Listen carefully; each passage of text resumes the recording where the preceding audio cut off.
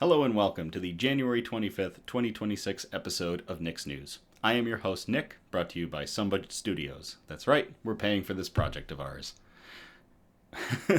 We're live every Sunday, and I thank you all so much for tuning in or catching the replay on the Nick's News YouTube channel.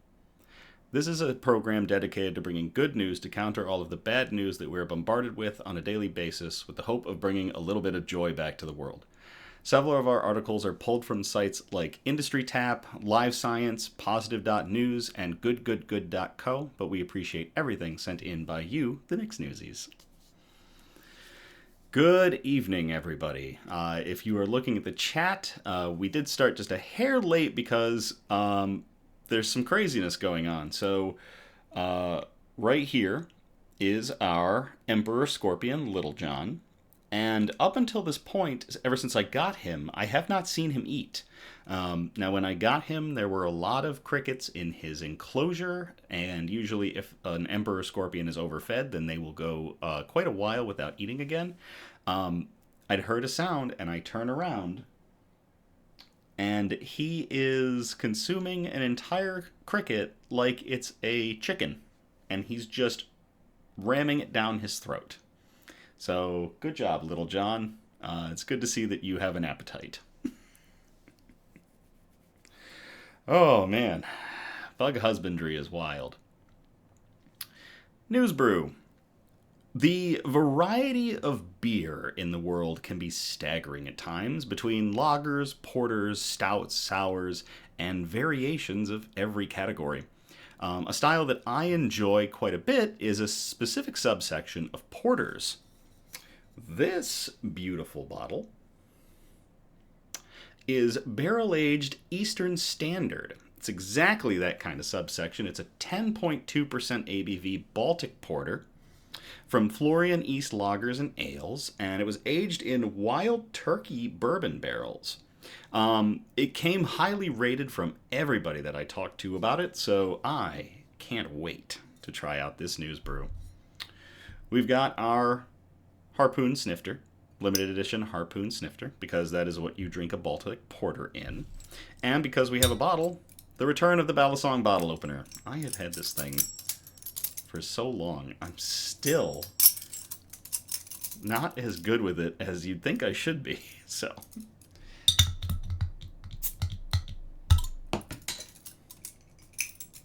on. There we go.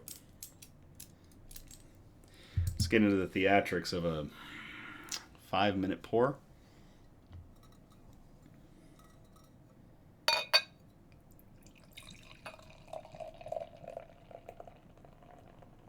Ooh, look at that color.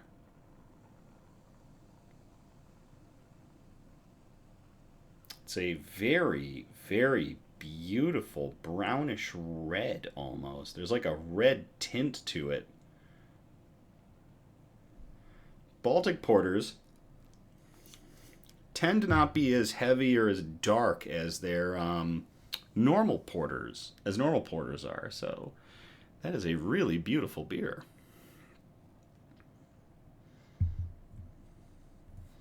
Also, hello Nico, hello Christian, and hello everybody. I'm glad to have everyone tonight. So glad to chat with everyone tonight. Shout outs. SB Mow It Forward's mission is to lend a hand where it's needed most. They help individuals tackle essential tasks that they can't manage on their own due to limited resources or physical challenges. At the same time, they are committed to empowering future entrepreneurs in the lawn and landscape industry by offering the tools, guidance, and support they need to launch and grow successful businesses. It's about building community, creating opportunities, and inspiring the next generation to serve. We have included the links to their socials below in the description of this video. Like and share so the word gets out. The more people know about this, the more people can be helped. To SB Mow It Forward, cheers.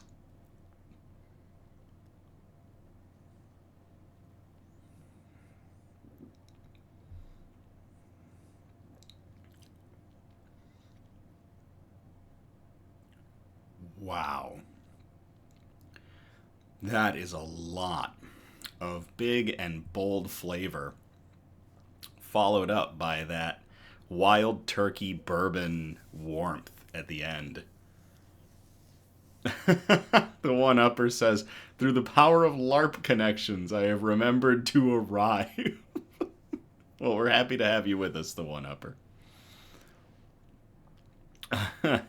News quote.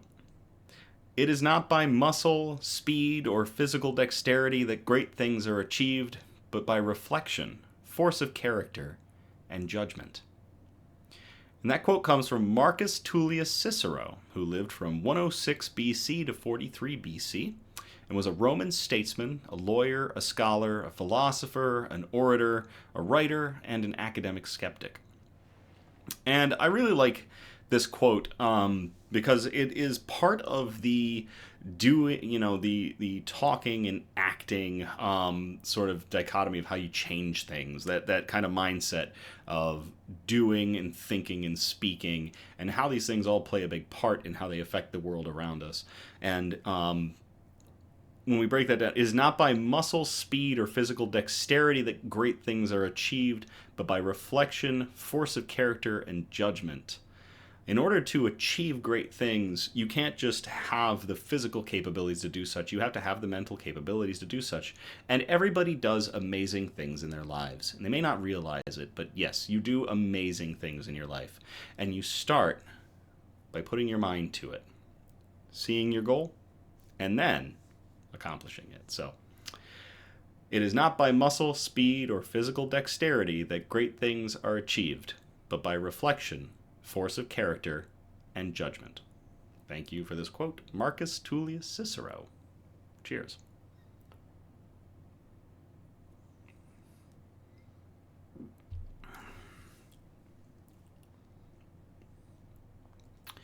Yeah, even though it's 10.2, that beer's gonna hit.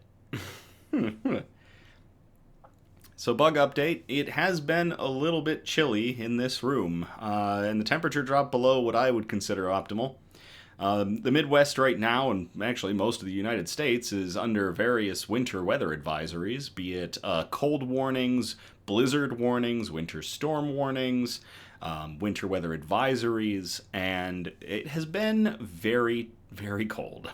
So I do my best to keep this room at about 75 degrees during the day, 75 to 78, and about 72 to 74 at night, but we dropped down a little lower than I wanted us to, so Sue is spending a lot of time. Sue is our Asian forest scorpion. He's in the back. He spent a lot of this time down in his burrow where he's nice and comfy, so hasn't been coming out as much. Little John has been very restless. He's actually, this little black dot is him. He's right here. Our Emperor Scorpion is right here, like I pointed out earlier, and he's finishing that cricket that he caught. Ripley's horrifying.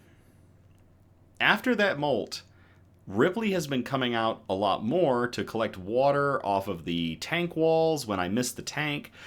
She looks like she's eaten. I've provided her some food.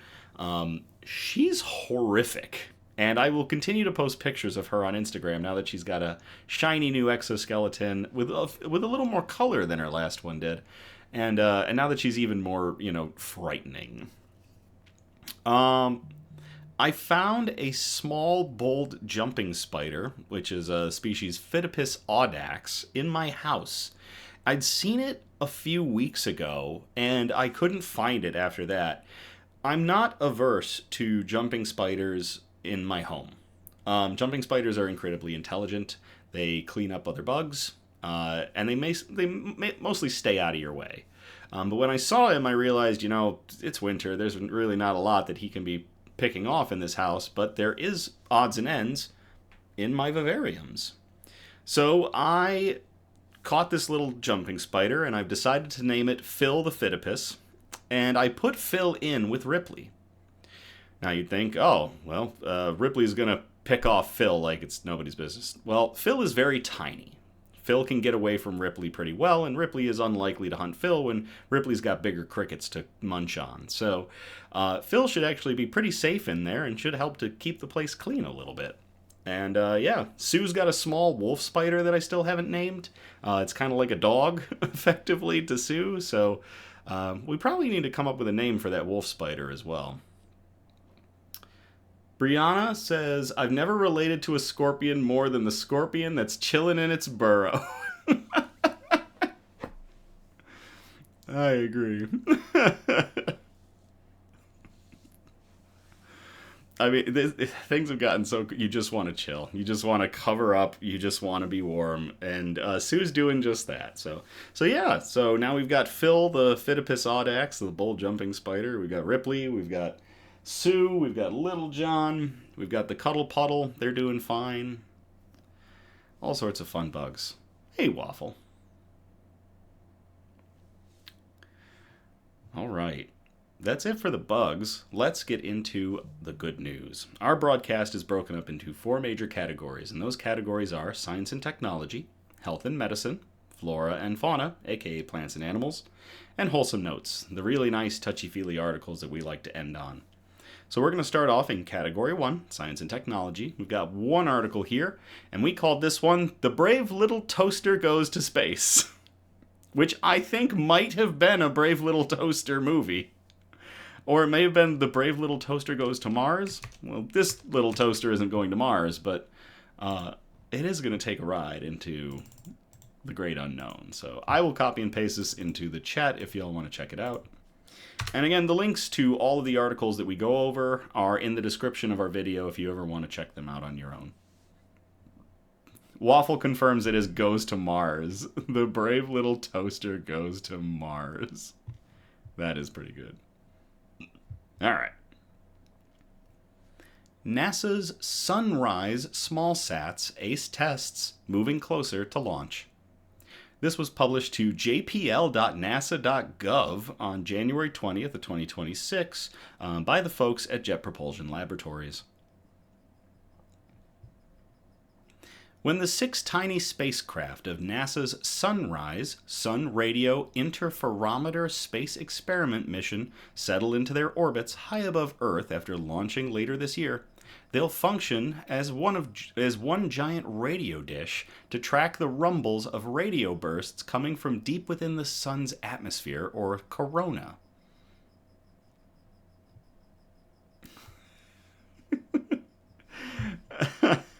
Sorry, Christian just said, I'll be honest, I didn't even know there were multiple Brave Little Toaster movies. Every one of them is a gem. Those bursts are generated by solar energetic particle events that could, in extreme cases, irradiate unprotected astronauts and satellites. Tracking the radio waves they generate with Sunrise will help scientists mitigate their effects. To ensure these 6 toaster oven-sized spacecraft operate as designed for their 1-year prime mission, they underwent a rigorous campaign of testing at Utah State University's Space Dynamics Laboratory in Logan, Utah, where they were built. The campaign included thermal vacuum testing that simulated environmental conditions in Earth's orbit. Electromagnetic compatibility testing made sure the small satellite's electronic systems won't interfere with their sensitive scientific instruments. And then came vibration testing to make sure nothing breaks, falls off, rattles, or gets damaged during the launch. To simulate the kind of vibrations that the Sunrise small satellites, or SmallSats, will experience during launch, the testing team needed to simulate the vibration profile of the mission's specific ride into space. The profile depends on the type of rocket and payloads it will carry. No, they can't just pick up the toaster-sized satellite and give it a good, hearty shake. Each spacecraft was loaded with propellant to match launch mass and subjected to variation testing in all 3 axes. The objective was to make the simulated vibrations as true to the conditions of launch as possible, said Jim Lux, Sunrise Project Manager at NASA's Jet Propulsion Laboratory in Southern California. Pre- and post-test functional checks were performed, and all 6 spacecraft aced them. The heliophysics mission will launch from Cape Canaveral Space Force Station in Florida as a rideshare aboard a United Launch Alliance Vulcan Centaur rocket, sponsored by the United States Space Force's Space Systems Command.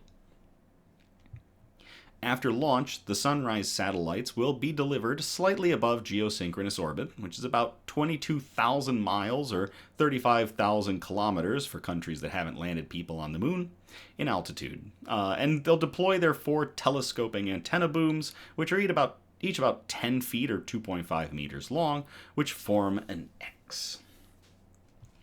The spacecraft will fly in formation up to 10 miles or 16 kilometers apart, creating a single large radio telescope. That's really neat how to put together it's basically like space building blocks, effectively. Instead of using one giant satellite to go and stare at the sun, we're going to take 6 little satellites and we're going to make a sort of a bigger array out of that. After the small sats communicate via NASA's Deep Space Network, which we've talked about before, as that's what's allowing us to talk to the Voyager probes that are way the hell out there, scientists will use a technique called interferometry to combine the observations, creating a single large radio telescope. This configuration will enable them to detect solar radio bursts and map the sun's magnetic field from the outer corona into interplanetary space. Hello, Fee. So no space toast, Fee asks. We have Space Jam all ready to go.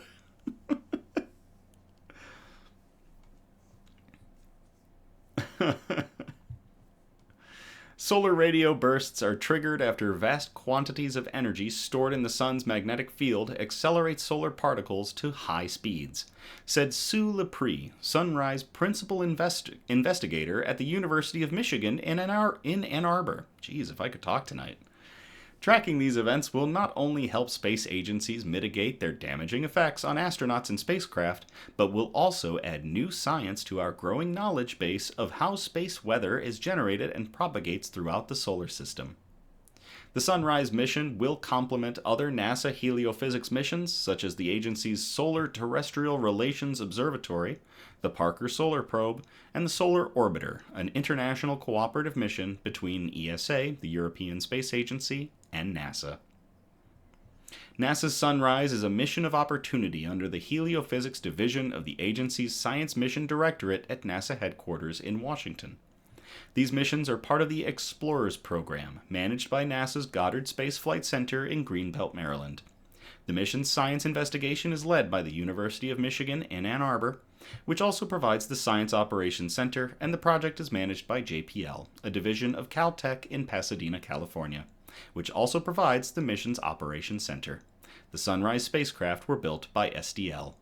To learn more about the Sunrise mission, there is a link, and we will probably in post put this link up for anybody to check out. But that is really cool. To everybody involved with the Sunrise mission, later this year launching 6 toaster-sized robots to create a massive solar dish, effectively, to stare at the sun and figure out some space weather.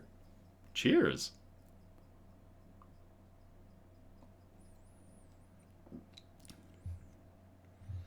Oh. Baltic porters drink very differently from regular porters. Let me tell you.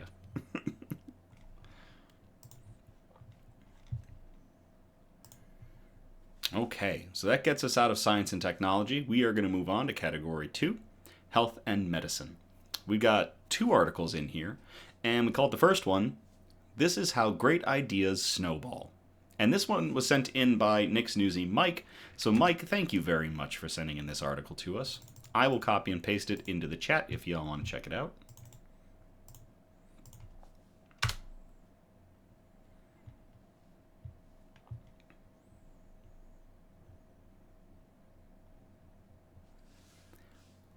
How TikTok users designed a better pill bottle for people with Parkinson's. This was published to the CBC on January 11th of 2021. Oh. Last updated January 16th, 2021. Interesting. And this article was published by CBC Radio. Jimmy Choi usually uses social media to showcase his incredible feats of athleticism. But recently, he decided to post a video of a simple task that he struggles to execute, taking his Parkinson's medication. I wanted to show people that, living with Parkinson's isn't all about breaking world records and doing push-ups and things like that, the Illinois athlete told As It Happens host Carol Off. But there is a struggle, an everyday struggle that is real. Things like getting a pill out of a pill bottle, or tying my shoes, or buttoning my shirt. Choi's TikTok video, which shows his shaking hands trying to pluck a tiny pill from its bottle, has been viewed hundreds of thousands of times, and it inspired an online community of tinkerers and designers to work together on a 3D printed solution, an accessible, Parkinson's-friendly pill bottle. It really is truly amazing to see how the community then jumped in, and folks that have no connection to Parkinson's decided, hey, you know what? I have an idea, and here's the idea. And then other folks jump in and say, hey, I love your idea. I can help you with that, Choi said. And next thing you know, we've got a prototype within days. It started when videographer Brian Aldridge saw Choi's video and decided to design a pill bottle that could better meet the athlete's needs. With Aldridge's design, the user turns a knob at the base of the bottle to isolate a single pill, which they can then pop into their mouths straight from the bottle. I looked at the design and I'm like, this is so simple and yet so groundbreaking, Choi said. It was like a mind-blowing moment for me. But Aldridge lacked a 3D printer to test out his idea, so he posted his design online and offered to share his files with anyone who wanted to improve upon it, print it, and test it out. The response was overwhelming. It kind of blew me away. At first it was elation, and then immediate dread because I didn't know if it actually worked yet, Aldridge said. I wake up to 1 million views and thousands of people offering to print it, and I'm like, oh no, what if it doesn't work? But it did work, and engineer David Exler took the design to the next level. Exler, known online as Hungry Engineer, has been coordinating with Choi, sending him bottle prototypes to test and provide feedback so he can perfect it. Exler is currently on his 5th version of Aldridge's original design and has offered to ship 50 of them free of charge to anyone who needs one in exchange for a $5 donation to the Michael J. Fox Foundation for Parkinson's Research. Aldridge said on TikTok that he's working with a patent attorney to ensure his design remains open source, meaning anyone can tinker with it and make it better. Aldridge said he hopes to set up some meetings with manufacturers soon about mass producing it cheaply, with proceeds going to nonprofit organizations. It has less plastic in it than your average McDonald's toy, and should be priced as such, he said. Choi, meanwhile, said the bottle will help all sorts of people with Parkinson's, as well as other issues, including multiple sclerosis and tremors. There's a lot of negativity out there, especially in the last several months, Choi said. But people need to see the positive side that social media can be used for good things, and for things that are helping and making an impact, not just on one person, 2 people, but we're talking thousands of people that this will have an impact on. That is really cool. To the designer of the bottle, Brian Aldridge, the hungry engineer, David Exler, and to Jimmy Choi for promoting the idea in the first place. Cheers.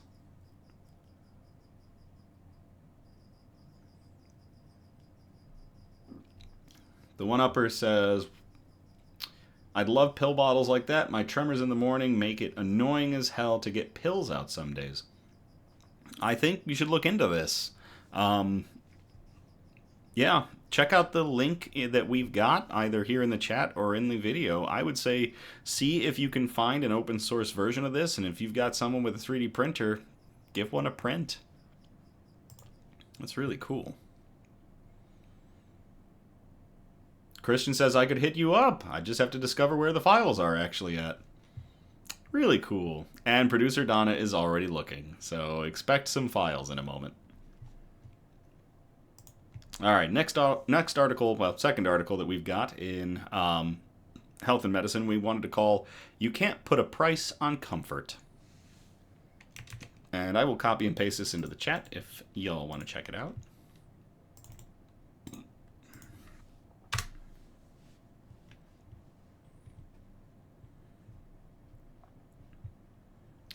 At-home STD tests offer new options for screening and treatment.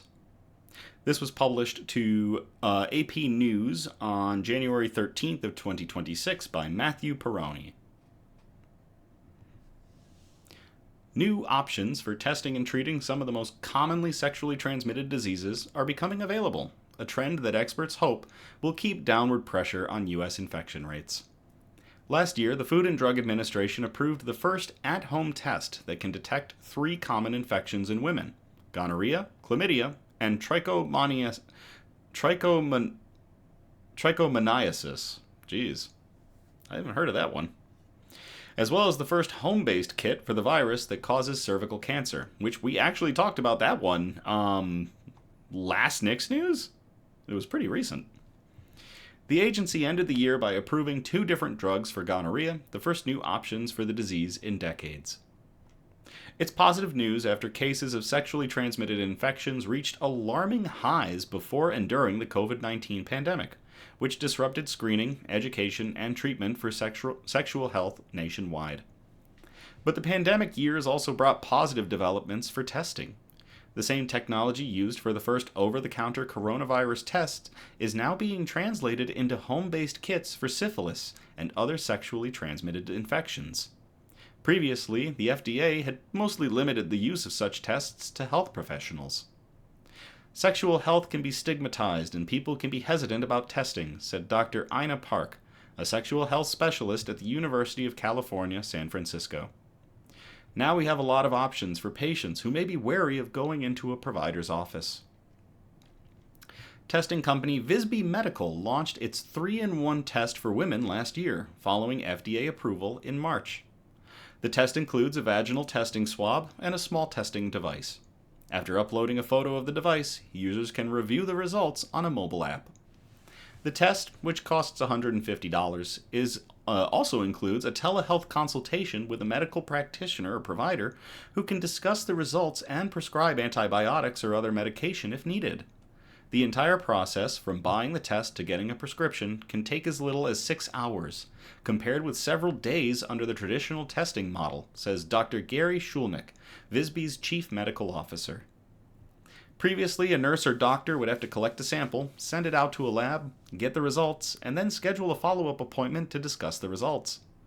Many patients are very hard to track down, and a lot of them, if they had a positive test result, are never treated and are lost to follow-up, said Shulnick, who is also a professor emeritus at Stanford Medical School.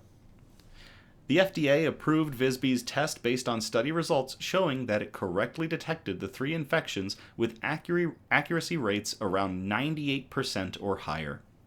That's similar to tests performed at hospitals and health clinics. Some home-based tests still require outside input to get the results. For example, in May, the FDA approved Teal Health's testing kit for HPV, the virus that causes cervical cancer. The company's Teal wand allows women to collect their own vaginal sample, which is then placed in a tube and shipped to a laboratory for processing. Updated federal guidelines for HPV screening released earlier this month endorsed self-collection for the first time. The bacteria that causes gonorrhea has constantly evolved, developing resistance to nearly every antibiotic used to treat it. Both of the 2 new drugs can be taken by mouth, a major advantage over the current standard of care, an injection of the antibiotic ceftriaxone. There it is. Nuzolvink. Gosh, I absolutely hate reading medical terms. Nuzolvink, developed through a public-private partnership, comes in granules that dissolve in water. Blujepa from GlaxoSmithKline is a tablet that is also approved to treat urinary tract infections. The Centers for Disease Control and Prevention previously recommended another drug, oral azithromycin, alongside injectable ceftriaxone, but dropped the pill from its guidance after signs that gonorrhea was growing resistant to it. We were down to 1 class of antibiotics recommended to treat gonorrhea, and we had no other good options, said Park. So to have 2 new options in the same year is very exciting. The CDC's provisional data for 2024 showed a 3rd consecutive year of fewer gonorrhea cases, and the 2nd year in a row of fewer adult cases of chlamydia and the most infectious forms of syphilis. Experts point to several factors behind the trend, including less sexual activity among young people, increased use of an antibiotic as a morning after pill to prevent infections, and more at-home screening. The new tests could drive further reductions, although some experts urge caution. As more people test at home, it could become harder to track national infection rates, which previously have been reported by a handful of large testing laboratories. Additionally, the new tests and drugs come with higher price tags that may limit access. For example, Visby's $150 test is not covered by insurance. Add to that recent Trump administration funding cuts to the CDC and other public health agencies, and there could be more challenges on the horizon. I'm feeling very optimistic about the fact that people have more testing options and also that we now have access to new drugs, Park said. What I fear is these cuts to public health are going to decrease access to sexual health care for populations who can least afford to take advantage of these new options. To all of the companies involved with coming up with new at-home tests that can help screen for sexually transmitted diseases, and also to different companies that are coming up with new drugs to combat them. In the case of gonorrhea, the first time in decades that we've come up with some new drugs. Cheers.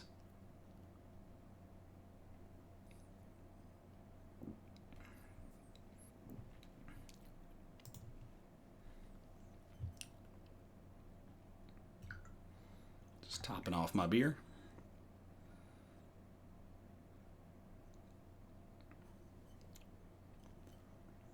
It's really good. All right. That's going to get us out of health and medicine. We're going to move on to category 3, flora and fauna, aka plants and animals. We got 2 articles in this section, and we called the first one, "Hey, I heard the seals were talking behind your back." I will copy and paste this into the chat if you all want to check it out.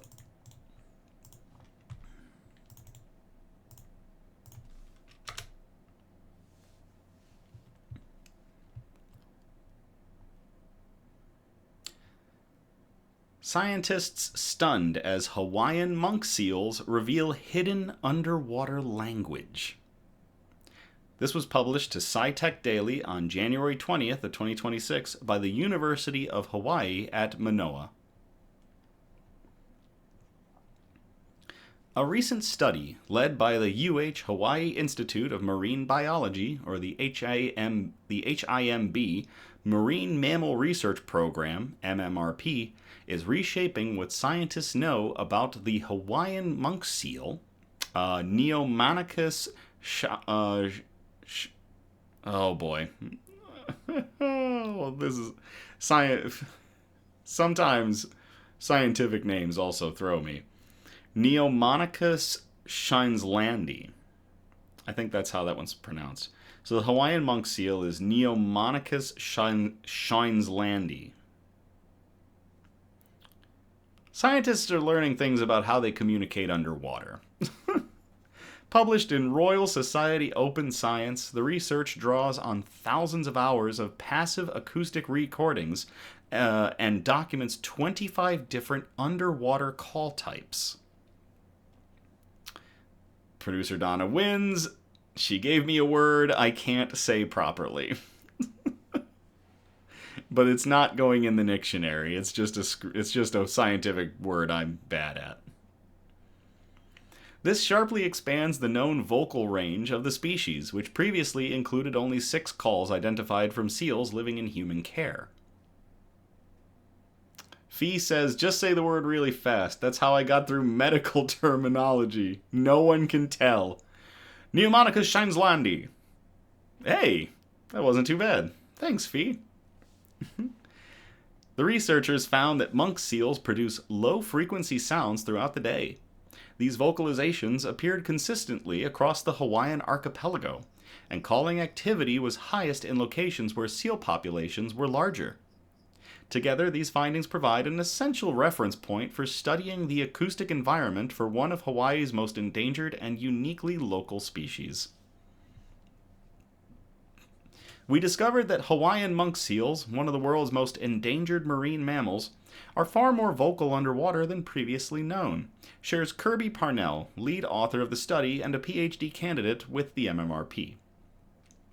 By analyzing over 4,500 hours of recordings from across the Hawaiian archipelago, we identified more than 23,000 vocalizations representing at least 25 distinct call types.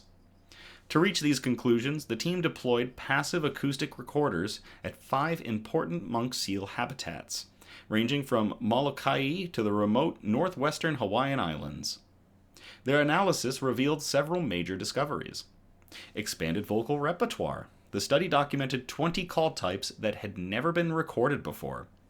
Novel communication strategy. The data show that monk seals can link different sounds together to form combinational calls, a behavior that has not previously been reported in any pinniped species. And foraging calls. Researchers identified a new elemental vocalization known as the whine, produced while seals were foraging. This marks only the second known case of a seal species vocalizing during active prey pursuit. We were surprised by the sheer diversity and complexity of monk seal vocalizations, notes Parnell. The discovery of combinational calls where seals link multiple call types together suggests a previously unknown level of complexity in pinniped acoustic communication. Finding a new call type, the whine, associated with foraging behavior, was also unexpected and suggests that monk seals may use sound not only for mating or socializing, but possibly for foraging purposes as well. The Hawaiian monk seal is the only marine mammal species found exclusively in Hawaii and holds deep cultural significance. Understanding how these animals communicate is increasingly important as human activity raises background noise levels in the ocean. The research provides the first comprehensive description of free-ranging Hawaiian monk seal underwater sound production, an important step toward understanding how they use sound for critical life history events, explains Lars Bejder, Director of MMRP, Professor at HIMB, and co-author of the study. Because their vocalizations overlap with the same low-frequency range as many human-generated sounds, e.g. vessel noises, this work also helps us evaluate how ocean noise may affect communication, reproduction, and behavior in this endangered species. The findings open the door to expand use of passive acoustic monitoring as a way to track monk seal populations across their wide geographic range and safeguard the sound environments they depend on. Future studies aim to directly connect specific call types to behaviors such as swimming, foraging, social interaction, and reproduction. Another important goal is the development of automated detection tools that can monitor seal vocal activity efficiently and without disturbance, offering a long-term resource for conservation and ecosystem research. This is really neat, looking into basically how seals vocalize and using that to help protect them effectively. The research team included graduate students, undergraduate students, and recent alumni from the University of Hawaii at Manoa, along with collaborators from France and the Pacific Island Fisheries Science Center's Hawaiian Monk Seal Research Program. Manually annotating over 23,000 calls by hand is no small feat, and I have a team of interns to thank for helping with the analysis, shares Parnell. This research would also not have been possible without the support of the Hawaiian Monk Seal Research Program, who deployed and retrieved the acoustic recorders in the... Oh, dear God, what is that word? Y'all ready for Nick to butcher Hawaiian language? What is this? What is that? How do I pronounce that? I don't think your method of just saying it really fast is going to get me through this one. What is this? Papahana Makuakia.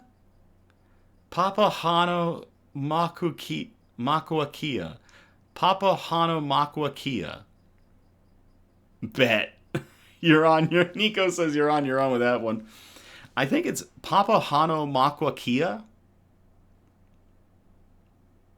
I think I got it. Close enough, says producer Donna. So folks from the Hawaiian monk seal research program deployed and retrieved the acoustic recorders in the Papahanaumokuakea National Marine Sanctuary. I did put it in the chat. Look up. It's Papahanaumokuakea. Man, that's rough. To everybody involved with the study of monk seals and figuring out that they're a little bit more chatty than we first realized, cheers.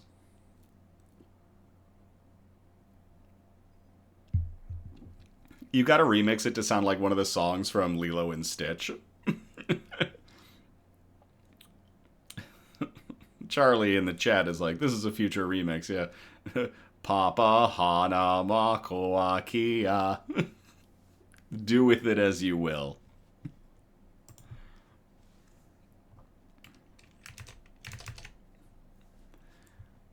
This next article in Flora and Fauna we titled, The Only Reason You'd Want to Do Your Taxes. I will copy and paste this into the chat if you all want to check it out. The one-upper says, apparently it's Papahanaumokuakea. Papahanaumokuakea. Nice. Thank you for that, the one-upper.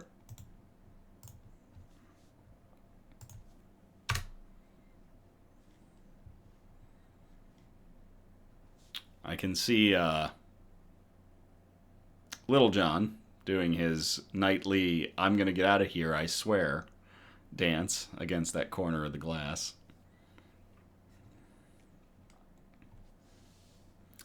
This state just made it easier to save endangered animals simply by checking an extra box on your taxes. This article was published to goodgoodgood.co on January 23rd of 2026 by Megan Cook. According to the Office of Management and Budget, only 18% of Americans believe that their tax dollars are being spent the right way, while 27% admitted that they don't know how their money is being spent. But when tax season officially kicks off on January 26th, a new tax return option will be available for North Carolinians, one that lets them know exactly where that money is going. By checking a single box, taxpayers will be able to donate all or part of their tax refund to the North Carolina Non-Game and Endangered Wildlife Fund. They will join residents of California, Colorado, and Wisconsin as taxpayers who can directly fund conservation efforts that are matched by the federal government. Funds donated using the tax checkoff program amplify those provided by a federal grant for species of greatest conservation need, including listed species in North Carolina. Dr. Sarah Schweitzer, Assistant Chief of the North Carolina Wildlife Resource Commission's Wildlife Management Division, said in a statement. Schweitzer said that every $100 received through the program will be matched with $186 or grant funding, truly boosting wildlife conservation in North Carolina. Our dedicated and passionate biologists, agency partners, and volunteers who work tirelessly to ensure wildlife and their habitats will persist into the future for North Carolinians to enjoy, she said. From the coastal plains of Wilmington to the rippling mountains of Asheville, the state boasts 4 ecoregions brimming with wildlife. Furthermore, over 11% of North Carolina's land is home to protected wildlife areas, from 14 National Park Service locations, including Cape Hatteras National Seashore and Blue Ridge Parkway, 4 national forests, the Pisgah, Nantahala, Croatan, and Iwari, and 11 national wildlife refuges. Funds from the tax program will go towards wildlife monitoring efforts for endangered species such as the red wolf, the hickory nut gorge green salamander, the river frog, the diamondback terrapin, and the northern gray tree frog. Schweitzer said that the majority of conservation efforts will be centered on the state's western Appalachian region, where vulnerable species are still recovering from the devastation of Hurricane Helene.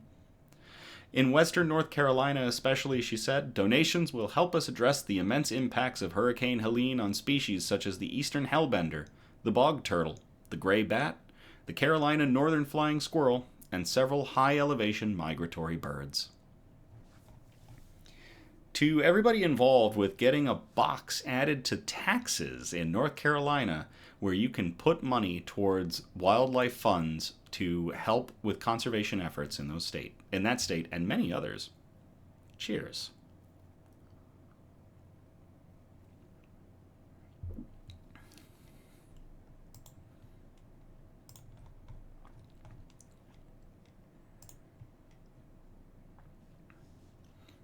All right, that finishes up Flora and Fauna. We are going to move on to Category 4, the Wholesome Notes, and we've got 2 articles to wrap things up tonight on. We call this first one, This is How You Design with Inclusion. And I will copy and paste this into the chat if you all want to check it out.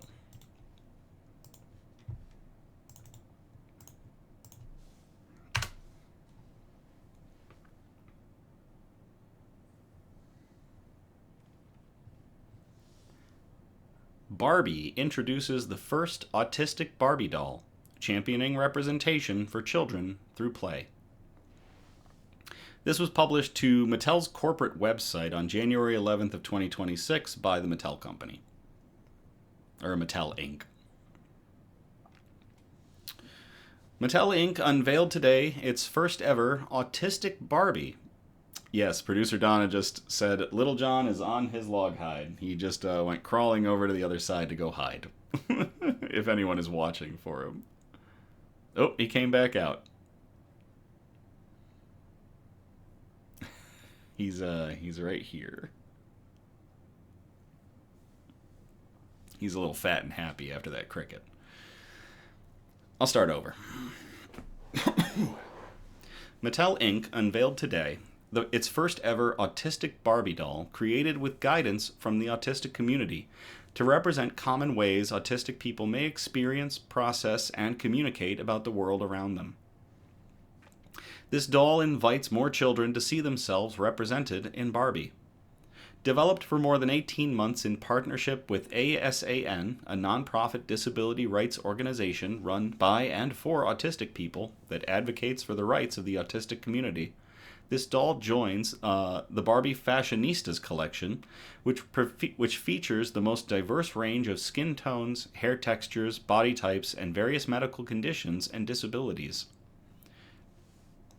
Barbie has always strived to reflect the world kids see and the possibilities they imagine, and we're proud to introduce our first autistic Barbie as part of that ongoing work, said Jamie Sigelman, global head of Dolls Mattel. The doll, designed with guidance from the Autistic Self-Advocacy Network, helps to expand what inclusion looks like in the toy aisle and beyond because every child deserves to see themselves in Barbie. Sorry, got something in my throat.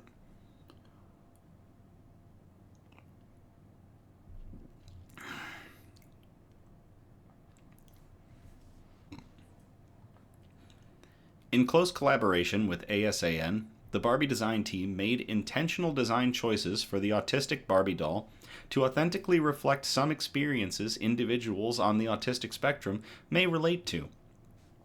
The autistic Barbie doll features and accessories include the body. The autistic Barbie doll features elbow and wrist articulation, enabling stimming, hand flapping, and other hand gestures that some members of the autistic community use to process sensory information or express excitement.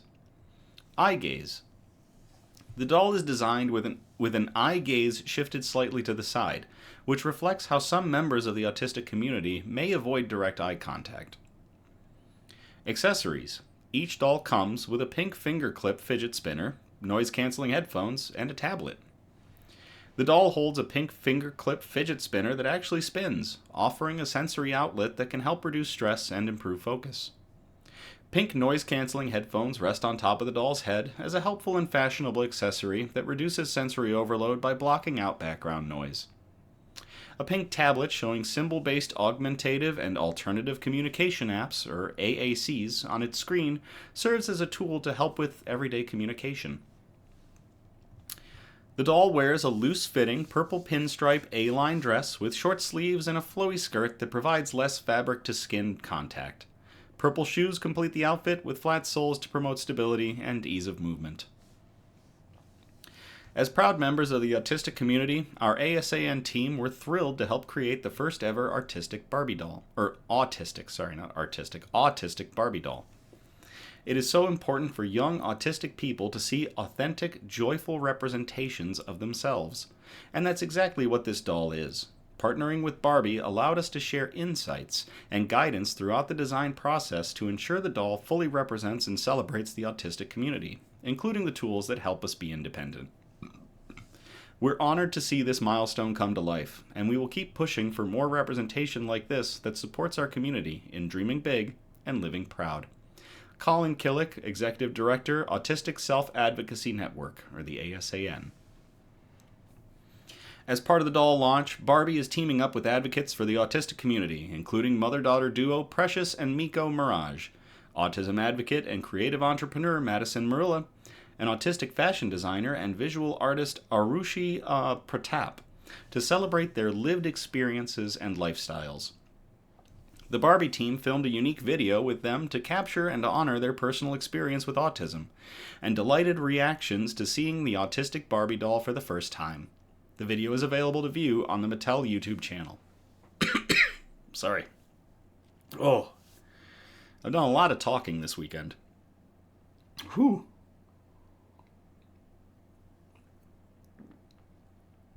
Oh. All right. Dolls have always brought me comfort, stability, and joy. I've been collecting Barbie dolls since I was 4 years old, and now this autistic Barbie will be one of my favorites, said Madison Merla, autism advocate and creative entrepreneur. My good friend said these words to me: let yourself out and don't hold yourself in. And it taught me how to educate people about autism. This autistic Barbie makes me feel truly seen and heard. I hope all the kids I've mentored feel the same when they see her, and I hope people who aren't autistic feel educated and gain a better understanding of autism when they see this doll. Consistent with the Fashionistas dolls representing individuals with type 1 diabetes, Down syndrome, and blindness, the autistic Barbie doll was named and created with the community's guidance to allow more children to see themselves in Barbie. This doll, along with the entire Fashionistas collection, boasts over 175 plus looks, can help children better understand the world around them by encouraging doll play outside of a child's own lived experience. It's yet another step in making the Barbie brand a more inclusive reflection of the children who play with it. Building on the importance of feeling understood and connected through play, beginning in 2020, Barbie set out to research the short and long-term benefits of doll play through a multi-year study with researchers at Cardiff University, finding that playing with dolls activates parts of children's brains involved in empathy and social processing skills. In recent years, the study has continued to build on these findings, suggesting that doll play could help develop social skills for all children, including those who display neurodivergent traits commonly associated with autism. To celebrate the launch, Barbie will donate more than 1,000 autistic Barbie dolls to leading pediatric hospitals that provide specialized services for children on the autism spectrum, including Children's National Hospital in Washington, D.C., Children's Hospital Los Angeles, or CHLA, and Rady Children's Hospital, Orange County. This donation is intended to bring moments of joy, comfort, and representation to the community, reinforcing the power of play to foster connection and confidence. The autistic Barbie doll is now available on Mattel Shop and from major retailers. To everybody involved between Mattel and the ASAN to continue to create dolls and through toy play, being able to reach more people, the people that are representative, or to make dolls that are representative of the people playing with them, and including this new line of autistic Barbie dolls. Cheers.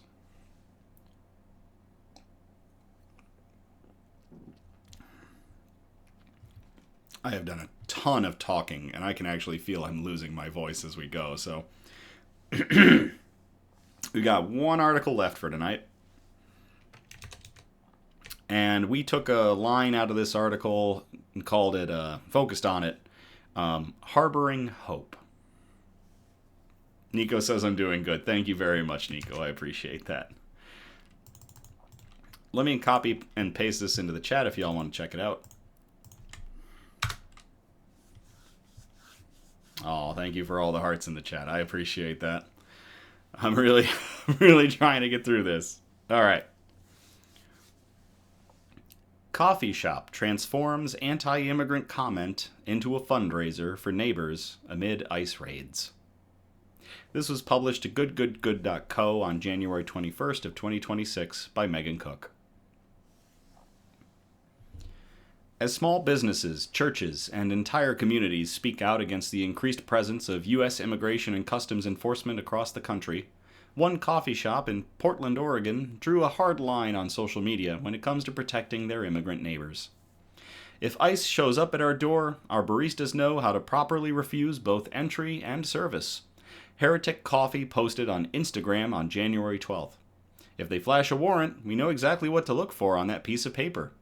If they circle our parking lot waiting for customers to leave, we have an exit strategy that we don't talk about publicly.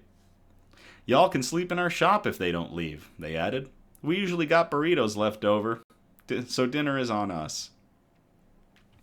Josh, the owner of Heretic, told Good why he felt compelled to share their official stance on social media. It's important that people know that we, 1, know our rights. 2, Heretic is a safe place. And 3, we will defend our community, both immigrant and American-born, to every single extent we legally can, Josh explained via email. American or not, if you are in our shop or our city, you are our family. And families protect each other. Despite an outpouring of support in the comment section, Heretic's pledge prompted a reply from one individual who wrote, "It will be great when you get arrested for harboring hope they tape your perp walk." "Hey," the coffee shop responded, "the missing punctuation in your comment has inspired us. Looks like we need to make some harboring hope stickers. Maybe every sticker sold goes to feeding our immigrant neighbors." Within the week, Heretic partnered with Sticker Junkie to release Harboring Hope stickers, alongside Everyone is Worthy of a Latte stickers, which harkened back to another viral social media exchange that Heretic dealt with in November, promising that 100% of the profits will be used to feed our immigrant neighbors in Portland, Oregon. By pairing the sticker campaign with Jen's Pastries hand-frosted Paris Todos cookies, which means for everyone, Josh told Good that they were hoping to donate close to $10,000 to the immigrant community. For months, Heretic Coffee has made a habit of sticking up for neighbors in need. On November 1st, when SNAP benefits were suspended for an estimated 42 million Americans, they immediately began offering free SNAP breakfasts to anyone who asked. "If your SNAP benefits are running out, then breakfast is on us," the coffee shop posted to Threads. "No one should have to worry about their next meal. Portland fam, we know it's not much, but we'll do our best to keep you fed, starting November 1st, each day, 8 a.m. to 2 p.m. Heretic Coffee's efforts quickly went viral, raising over $310,000 from more than 11,000 donors around the globe. Norway, Australia, Ireland, New Zealand, Egypt, and that's just the emails I've been able to get to, Josh posted on Instagram on October 30th. All around the country, there are coffee shops, restaurants, and cafes offering SNAP breakfasts, SNAP lunches, and SNAP dinners. "We've said it on every post. When the system fails us, it's up to us to take care of each other," he added. And the world, yes, literally the world, has done just that. By January 21st, Heretic estimated that their donations had reached close to $380,000. Although SNAP benefits have been reinstated in that time, many recipients have continued to bear the brunt of the Trump administration's changing protocols as new eligibility requirements restrict funds nationwide. And throughout it all, Heretic has continued offering SNAP meals to hungry neighbors. Today, 33 people didn't go hungry, the coffee shop posted to Threads on January 20th, adding to what's become a daily tradition of updating followers on the amount of free SNAP meals provided.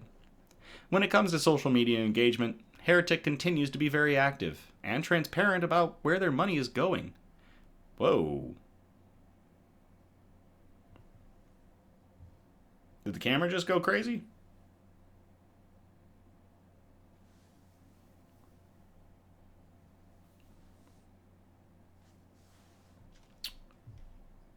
Huh.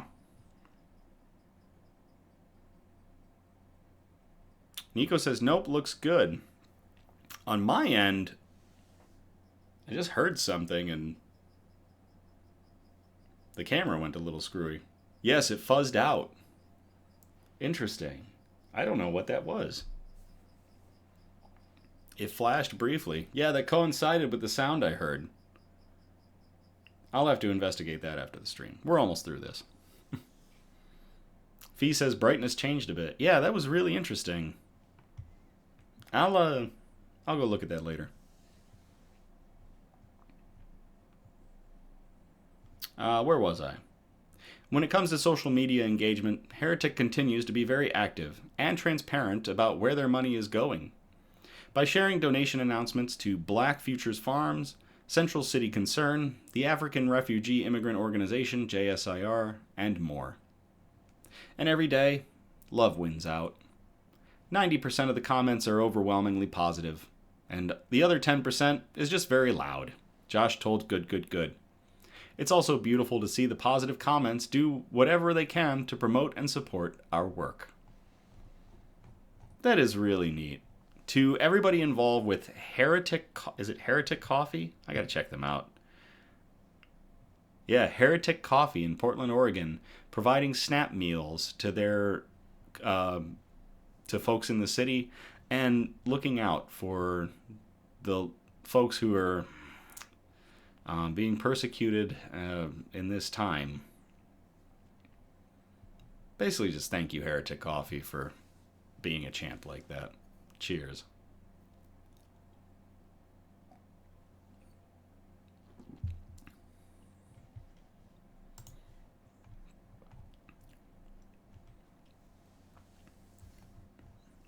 All right. So that is it for us for tonight. 7 amazing articles, finishing off with our wholesome notes about designing with inclusion, Barbie Mattel offering the first autistic Barbie doll, and harboring hope at Heretic Coffee in Portland, Oregon. Thank you all again so much for tuning in or catching the replay on the Nick's News YouTube page. Again, we're live every Sunday, and our next episode will be on February 1st of 2026. We encourage participation, so by all means, if you feel inclined, you can post suggestions for news brews, shout-outs, news quotes, and especially good news articles that we can present on future episodes. If you send us a bunch of articles, try to spread them out across our 4 major categories, which again were science and technology, health and medicine, flora and fauna, aka plants and animals, and wholesome notes, the really nice ones that we like to end on. You can message us on Facebook or Instagram, or email us at somebudgetstudios@gmail.com. Links are in the description below. Feel free to like, subscribe, or comment on our content across all of our platforms, Facebook, Instagram, TikTok, and YouTube, so that we can continue to get good news and joy out into the algorithms. Please, no SEO improvement advertisements. We're not interested. It's because of all of you that Nick's News continues to grow, and I thank you all so much for that. You really are what continues to spread the good news. I am just a mouthpiece, and y'all have done so much to continue to grow Nick's News, and I can't thank you all enough for that. So, that, as always, thank you again. I love you all. Have a great night, and I will play us out.